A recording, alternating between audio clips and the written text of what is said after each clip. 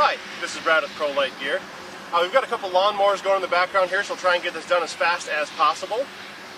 This is a new tent, sneak peek from Big Agnes, called the Angel Springs UL2. We weighed this in the shop. All the stats on it are 2 pounds 14 ounces with all the stuff sacks, all the stakes, all the poles. This is a new design for Big Agnes. The vestibule is not going to be on the skinny side of the tent. It's going to be the long ways of the tent. So it's very similar to, say, like the old North Face tents of yesteryear, but a lot lighter. So basically we're going to stake this thing out, show you the poles, and set this up. Alright, the poles, as a standard, Big Agnes loves using DAC poles, and that's exactly what these are. Big Agnes is really good about using hub systems in their tents, and they'd use a hub in this one. Because this tent is slightly larger at one end than the other, they did a really nice thing by color coding one section of the pole and one tie out on the tent. So if you look here, there is one silver end, and that silver end goes into the silver grommet, and then everything else should line up as it is. Like that.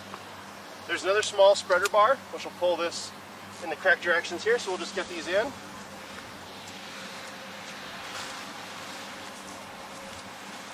Thanks, sir.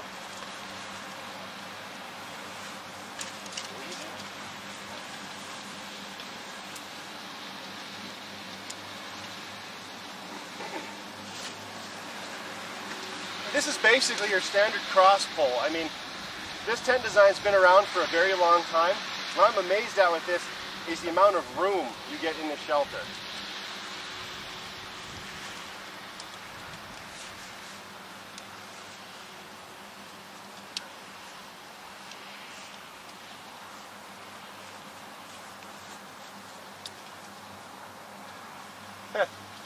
Put it upside down. We'll pull the poles off, reflip it back over, and then do this right. So apparently you have to watch out for that little piece right there, facing down.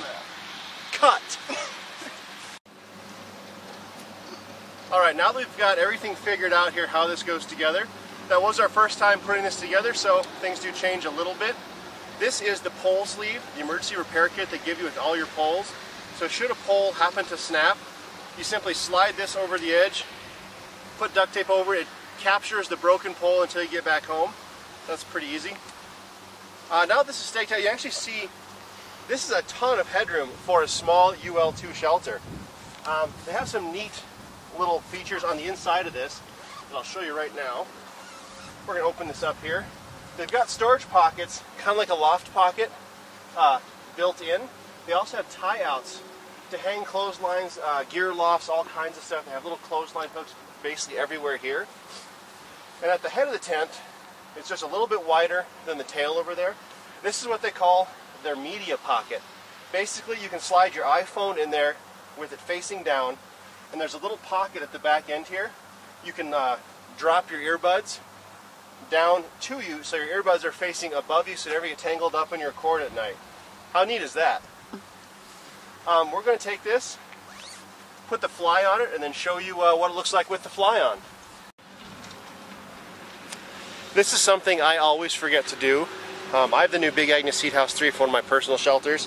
I get the fly on and then realize these little clips have to go over the spreader bar, so then I have to unclip everything. So just as a word to the wise, just remember to clip these little guys on there, both sides, before you get the shelter all the way pitched. Otherwise it's problematic and you have to redo it. So I'm just going to do that real quick here, and then show you a unique clipping option that Big Agnes gave. Rather than run the fly all the way down to the ground, creating a little extra weight, they simply do this little clip here to these tie-out points that are built into the poles. So you basically take this, clip it on. You can then tighten up the shelter and then tie this out, so it's kind of a nice rain barrier with a ton of breathability in the back. We're going to get this thing staked out, come back, and we'll show you all the rest of the features.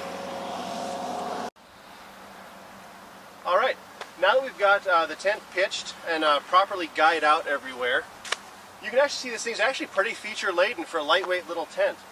The breathability on this, I would compare this to probably better than the Seed House series for breathability. It has frog eye vents up here, held open by these little fiberglass rods. You can either connect with the Velcro, stiffen them up so it gets a lot of breathability at the upper part of the tent here, kind of where condensation is going to naturally rise or it can be stolen away. Or if it's a really windy night, you can simply pop those, button them back down so you don't get as much movement inside the tent. I would probably choose to run them up just so you don't have to deal with the condensation ever. Shane, I might have you pop the camera loose here just to look at the different tile-outs back here if you don't mind.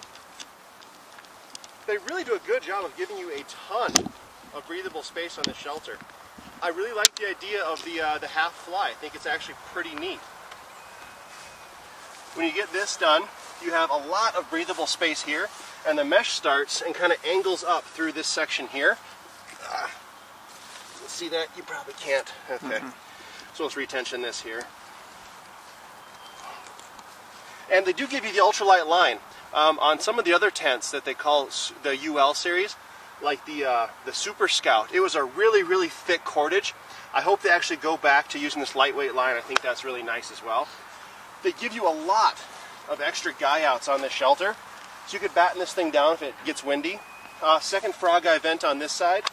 You're going to want to take wind from the side of this shelter, so it's really going to move a ton of air through this. And if you look at the back here,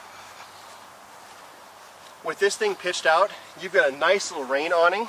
And I think you can see it on this one, but that is a lot of mesh visible through the back here.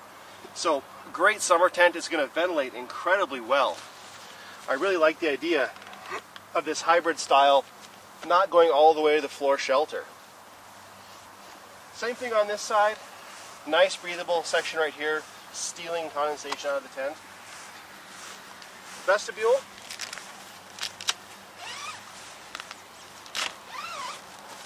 I do this every time. I put the wrong one. There we go. So now we can roll this back.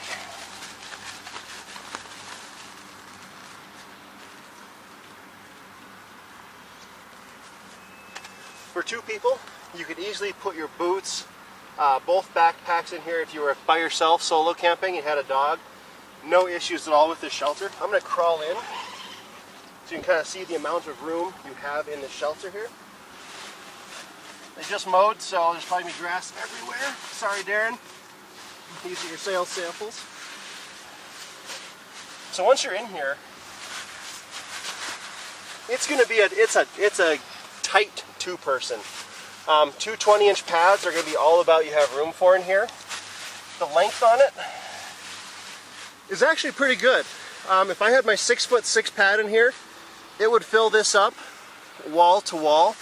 I'm 6'2". My head is relatively close to here. My sleeping bag might touch a little bit, but I don't see condensation ever being a problem in this shelter because it's so ventilated. The little gear pocket storage up here is nice. You can basically lay on your back and grab everything up top here. You can reach your bear spray if you need to, all your little odds and ends. A really neat little shelter from Big Agnes. If you have any questions about the new Angel Springs UL2, I don't know if this is going to be the final configuration. I'd like to see them take these tie-outs right here and give you a little bit of adjustment as well, rather than a hard point, because inevitably there's going to be a sticker rock that you can't get that peg in, and you're going to have an issue pitching this thing for exact tautness during the night. If you like these videos, subscribe to our YouTube channel. Let us know some comments under the videos, or ask me in the Ask Brad section of the forums if you have any questions about these shelters. I don't know what this one's going to cost yet. I'll try and find that out for you and put it up on the either under the video or in the Ask Brad section of the forums. Thanks for watching.